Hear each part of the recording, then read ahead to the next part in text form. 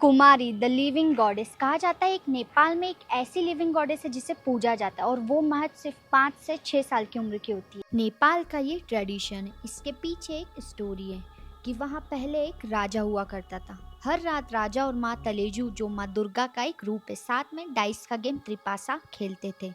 माँ तालेजू हर रात राजा के साथ ये गेम खेलने आती थी, लेकिन उनकी एक शर्त थी कि राजा इस गेम और उनकी मुलाकात के बारे में किसी को भी कुछ नहीं बताएं, क्योंकि वो एक गॉडेस, एक भगवान थी।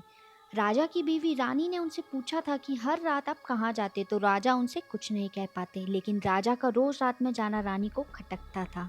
एक रात रानी ने राजा का पीछा किया और उन्हें एक कमरे में जाते देखा। रानी ने तुरंत जाकर कमरे का दरवाजा खोल दिया और जैसे ही रानी ने राजा और माँ तलेजू को साथ देखा, वो कुछ नहीं समझ पाई और रानी को देखकर माँ तालेजू नाराज होकर एकदम से गायब हो गई, क्योंकि उनकी शर्त के मुताबिक ये एक सीक्रेट था। राजा रानी पर क्रोधित हुए और फिर रानी को सब बताया, पर माँ तालेजू गायब थी। वो माँ से मिलना चाहते थे। उन्होंने बहुत प्रार्थना की और राजा की काफ़ी मिन्नतों के बाद माँ तालेजू ने उनसे कहा कि नेवारू कम्युनिटी की किसी एक लड़की के रूप में मैं तुम्हें मिलूंगी, हमेशा हमेशा के लिए। और तब से ये ट्रेडिशन चलता आ रहा है कि नेवारी कम्युनिटी की एक लड़की स्वयं माँ तालेजू का अवतार है।